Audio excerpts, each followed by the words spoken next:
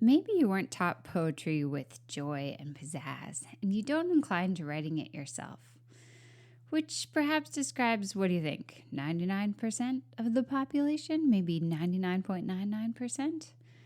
If you're in this camp, I get it. Poetry can feel like a nebulous enigma in the world of literature, and it's easy to find yourself nodding along when people talk about it being great, without really believing in your nod, kind of like the parade goers in The Emperor's New Clothes. Personally, I didn't have much use for it until I met my first performance poetry multimedia. Audio recordings, a slam documentary, and the Deaf Poetry Jam series about 20 years ago. Then everything changed. Suddenly, instead of a hoop to be jumped through, poetry opened up as a gateway I could use to help students connect to ELA. Since then, I've discovered layer upon layer of wonderful ways to build poetry in across units, learning a great deal from others along the way. Today on the pod, I'll walk you through creative, engaging options you can tap into as you teach poetry throughout the year. As I started writing this, I had so many engaging poetry activities I wanted to talk to you about that I decided to split this episode up into two. So you're going to get the first part this week, the second part next week, and I do hope that after listening to these episodes, you will be teaching poetry all throughout the year. Welcome to the Spark Creativity Teacher Podcast, a podcast for English teachers looking for more creativity, more engagement, more joy, and no more scripted curriculum, lesson planning ruts, or boring book lists. I'm Betsy Potash, and I'm honored you're trusting me to help. You're not alone on this creative journey anymore. So the first poetry activity I want to share with you today is a multimodal one, and it is the idea of designing a poetry structure, a poetry house, perhaps. But I want to start with a little story. A few years ago, my family headed to Rome for a weekend trip from our home in Bratislava. Astounded as I was by many elements of Rome, the dark chocolate gelato with whipped cream, the bright splendor of the Sistine Chapel, and the incredible, deep, wide, endless line that we stood in to see it. The architectural ruins that seemed to pop up everywhere, around every corner, even if I thought I was in a modern part of the city. Despite all of these wonderful experiences, one of my very favorite things about Rome came inside an obscure little room in the Colosseum. We had already seen the sort of majestic center of the Colosseum. We were going through the hallways of the building itself, and we drifted into this little room to discover it was an interactive multimedia exhibit, walking us through the narrative inscribed upon Trajan's column. One wall showcased the story as audio surrounded us and lights created complementary scenery cues rippling across the floor where we sat. So we might find ourselves, for example, sitting in the midst of a shadowy field of grass as we heard battle sounds all around us and watched a battle unfold on the screen. And then narration would slide over the top of the battle sounds, explaining what we were experiencing, how it represented some part of the history of Trajan's column. It was just this little room, and it was one of the most powerful learning experiences that I've ever encountered, and it inspired this poetry project. So here's my concept. Invite your students to design a structure that's going to showcase a poem to an audience. Maybe it's going to be a gazebo in a forest, a cabin at the top of a mountain, a rundown but unexpectedly profound shack on the edge of a town. Invite them to craft an experience through this structure that brings out the meaning of the poem. Maybe there are going to be murals on some of the walls. Maybe there are going to be buttons that people can press to hear parts of the poem out loud or to hear different sounds. Maybe there are going to be videos playing in certain corners on screens or just projected onto the wall. Maybe there are going to be like games. Maybe you're going to step on different things on the floor and that's going to cause things to happen. Maybe there's going to be an audio tour and everyone's going to have earbuds and they're going to go to different points in the house and look at different things and hear things as they're looking. Maybe each room is going to be painted a different color, and that's going to somehow correspond to the meaning of the stanza represented in that room. I don't know. There are so many ways you could go with this. It's very open-ended. It's very multimodal. It really pushes the ball over to students and invites them to consider how can they highlight meaning through an experience. Students could create representation of their structure digitally, like they could design it in a program like Canva, or they could build physical models that were a little bit maybe rougher and then explain what they're going for with their model in some writing. There's just so many possibilities, and for me, all of them are exciting. I think this is a project well worth doing. Okay, next step. Take a musical angle on poetry and have students create melodies to highlight poetic meaning. Earlier this school year, I was introduced to the Chrome Music Lab's Songmaker tool, and I'm a little obsessed now. I have seen tools like this in several children's museums around the country that I've visited with my family, and the idea is pretty simple, but it's pretty fun.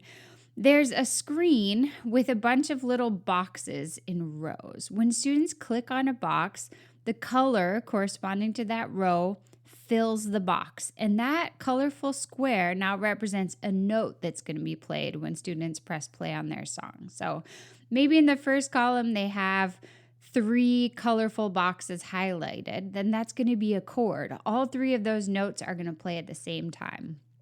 In the next column, maybe they have just a single box highlighted in another color. Now that's going to be just a single note. They can do as many chords and notes as they want. They can explore going up and down the scale. They can repeat things. They can make it go faster. They can do all kinds of things. So they're going to have some exploring to do. It's fun. But I would start this project not by just jumping into Chrome Music Lab's Songmaker tool right away. I would start by playing some famous instrumental theme songs from films. There are a lot. You probably have one coming to mind already. I love, for example, the theme song in Chariots of Fire, or everybody knows the theme song from Jaws or Star Wars. There are lots of possible musical pieces you could play. You could play one and then you can ask them, what does that evoke for them? Like, what is the meaning behind that song that comes to mind for them? Could they write even a thesis about the meaning in the text that that song is representing just from listening to this song? So now that they're thinking about how songs can highlight meaning, which of course is a whole career, people creating the songs, the soundtracks, the trailer jingles, for different podcasts, commercials, videos, full films. Now they're going to move into creating one to represent a poem. So maybe this is going to be a poem of their choice. Maybe you're going to give them a curated list of poems and let them choose one from there. Maybe everyone's going to create a song for one particular poem that you really want to get in depth with in class as a group. The first step is going to be to understand the poem as much as they can, right? They're not going to be able to write an interpretive melody for the song for the poem without understanding what the poem is saying. So they're going to need to read it and reread it, probably annotate it. They could be working alone or with a partner. You could even still be discussing it as a whole class, but they want to get to know their poem inside and out as well as they can. Now you can send them in to start playing around inside music labs and create a piece of music to represent some key thread of meaning that they've discovered in the poem. What element of the poem they interpret through their melody, how they interpret it, what kinds of chords and progressions and movements up and down the scale they use, that's totally up to them. But they're gonna need to be ready to explain their thinking. So for kids who are like, oh, I'm not into music, I don't know how to write music, I don't know what a chord is, blah, blah, blah, blah. That's fine, right? There's no wrong answer here. They could have just like really discordant crashing chords, and that would be fine if that's what they feel like represents some key part of this poem. Or they could have simple single notes that just go up and down and up and down. But what does that mean? What does that show to them? Anybody can click these boxes and make music. It takes all of the trickiness out of composing because you can just click, and if you don't like what it sounds like, you can unclick and try something else. So once they have come up with some kind of melody, then you want to get them explaining their thinking. And that might mean they go to another group or another person and share their song and explain their choices. It could mean writing about what they've created. It could mean maybe everyone in the class putting their MP3 on a slide in a collab slideshow and like writing alongside the play button what they're going for, what it means, connecting it back to the text, and then letting everybody in class listen to a few and respond. There are lots of possible ways that this can be shown back. The other place where you have a lot of options is how seriously to take this, right? This could be like a 20-minute thing. This could be a discussion warm-up. But it could also be a major project or a major project option on a menu of choices when it comes to a final project for a poetry unit or a single poem that you're studying with depth. Okay, we're 2 in. Let's go to number 3, a creative poetry analysis activity, and that is poetry blackout. Not blackout poetry, poetry blackout. Now, this is something we went into back in episode 398. So you could go back and listen to that episode if you want, like a really long walkthrough. But just briefly here, I want to talk about this because I really think it's well worth doing. When I experimented with this, I found it so helpful in understanding meaning on a deeper level, and it's very clarifying. So what even is poetry blackout? Let me explain. When you're looking at a poem on the page, there are so many different things you can look for, right? You can try to read it for the literal meaning. You can try to look for striking images. You can try to understand what the poet's style is. You can look for different intriguing literary devices. You can look at the structure. You can look at connections between the meaning of the poem and things happening in the world, or the meaning in this poem and the meaning in other similar works of the period, or things happening in history at that moment. There are a lot of options, and I think for students sometimes that can be overwhelming. I know it can be for me. And so the idea in Poetry Blackout is that you actually just cross out everything except what you're looking for.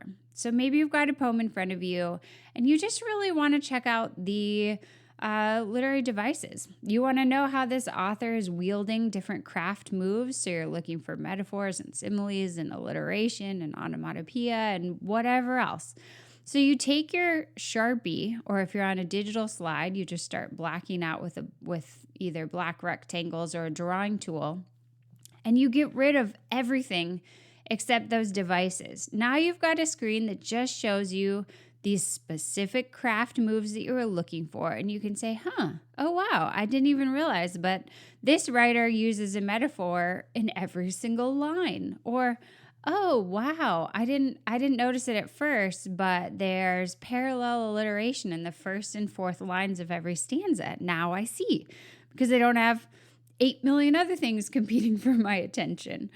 Or maybe you do blackout for striking imagery, and all of a sudden you see that there are 3 like really bright, evocative images in the poem at the beginning, middle, and end, and they actually sort of build on each other. And once students have blacked everything out, you can have them add over the top notes, annotations, or images that help sort of highlight what they're seeing.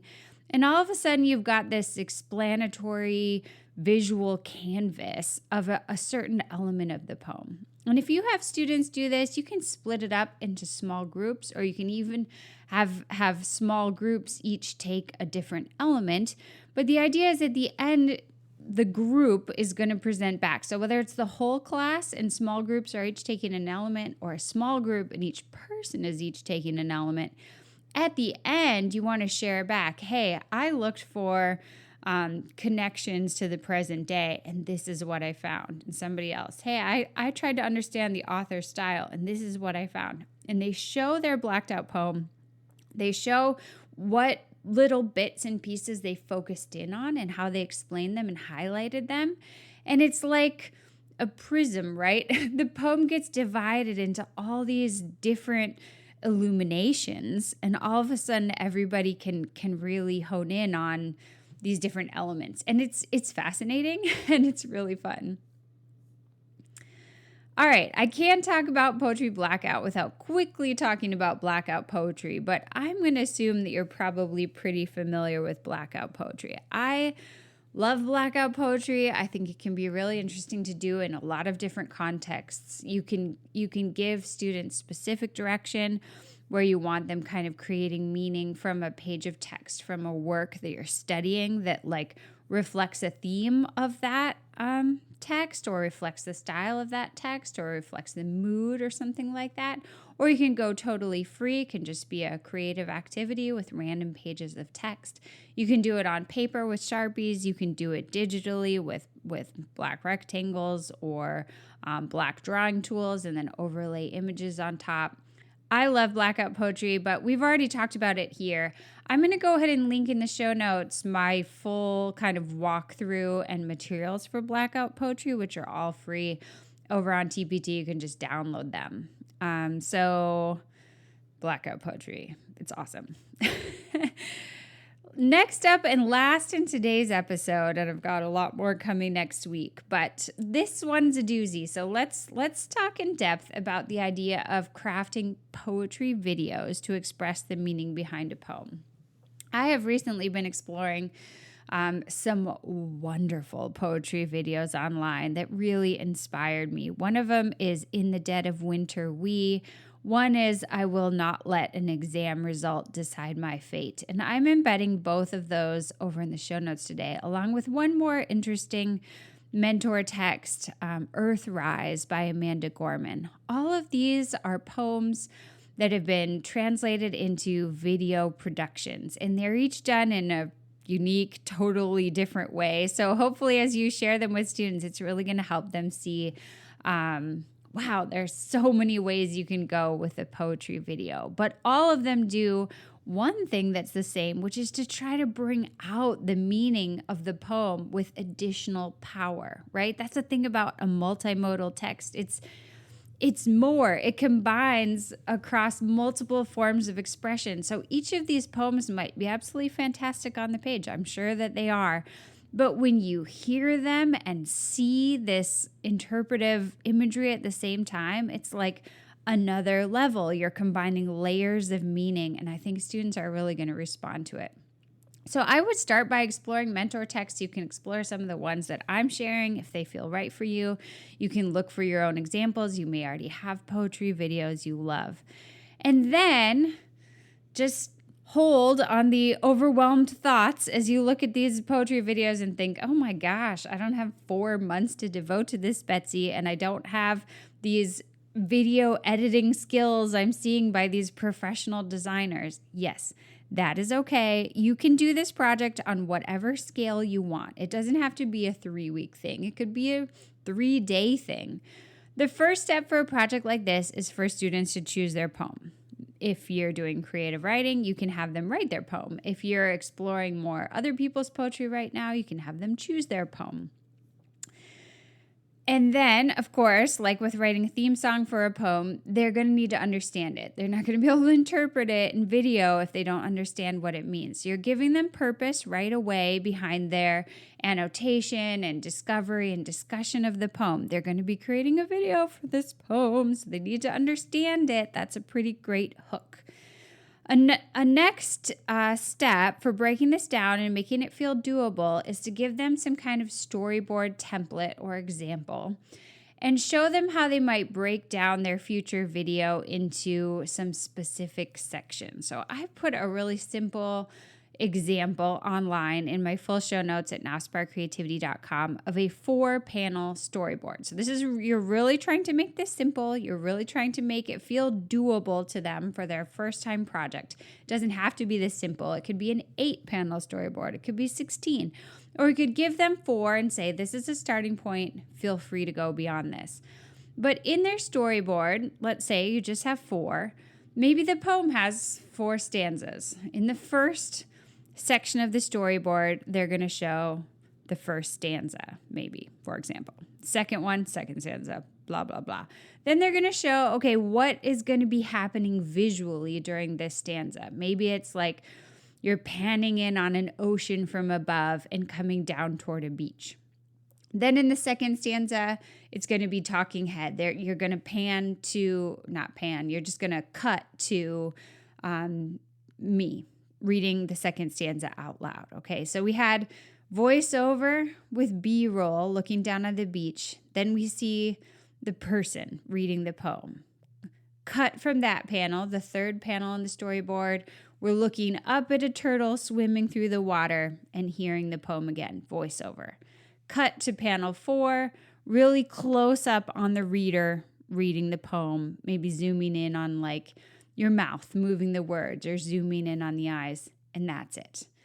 But that's a lot. Those are some tech skills. Those are some voiceover skills. That's some interpretation that students are going to need to figure out, right? They're going to have to figure out how to record a voiceover and connect it to a little section of a video clip. They're going to have to set up and record themselves reading the second stanza out loud and add that into their video. Then they're going to have to do a voiceover for the third stanza and splice in that video roll of the turtle. And then the fourth one, they're going to have to figure out how to zoom in on themselves as the reader and record themselves reading the fourth stanza at a slightly different angle, a slightly different magnification.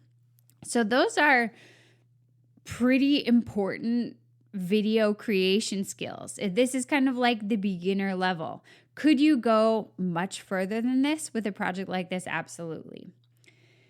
Canva is the platform I would use for this, not iMovie. If you use iMovie, then you need to record the audio elsewhere in Screencastify, not Screencastify. I'd go with Vocaroo and then import it to iMovie. You need to come up with your own video clips and import them all and then put everything together. Inside Canva, they can record their voiceover audio right inside the platform. They can pull videos from the video library, so they don't have to record all of their own videos, and they can very easily take short video clips of themselves reading and upload those. I do not know any place that would be easier than Canva. However, are there going to be issues? Are there going to be questions? Are kids going to be like, I can't get my voiceover to lay up next to the ocean sounds that I want, and I want to overlay lightning sounds, and I'm so confused? Yes, that is definitely going to happen. And in fact, I think it's one of the best parts of the project, helping students see that they can have a tech issue that you don't know how to solve and they don't know how to solve, and then they can figure it out is crucial for them as learners, right? Who knows what their job description is going to look like down the road? They're going to have to figure things out where they hit obstacles. And they go online and search, how do I overlay 2 different audio tracks over my video in Canva? There will be a tutorial or a couple of tutorials. Maybe they can talk to a classmate. They will find ways to figure things out as long as nobody freezes up and says, oh my gosh, this is so complicated. Let's not even try.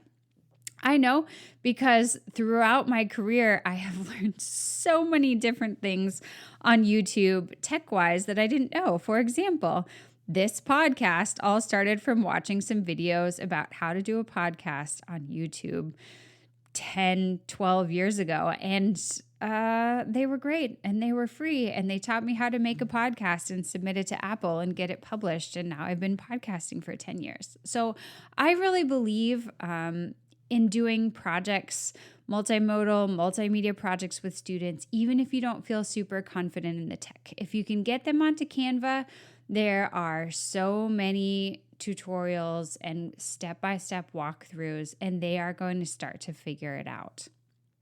At the end of the project, when they showcase back their poetry videos, celebrate that, watch those, give feedback, but also give them a chance to reflect a little bit on their learning process in the project. How did they deal with it when they hit obstacles? How did they grow as learners? How did they learn how to learn new things? Because some of that takeaway is going to be equally important to the takeaway of the meaning behind whatever poem they interpreted, right? They're going to learn tech skills, they're going to learn how to learn skills, and they're going to learn about the poem, and they're going to learn about all those things at once, which to me makes this project just outstanding. So I'm excited. I hope after today you're thinking about how students might design a poetry house, create a poetry song, black out poetry for analysis, or do a poetry blackout for creative writing, and craft poetry videos. We'll be back next week to talk about even more creative poetry options that will help you enjoy teaching poetry. Until next time, take care of yourself and stay creative.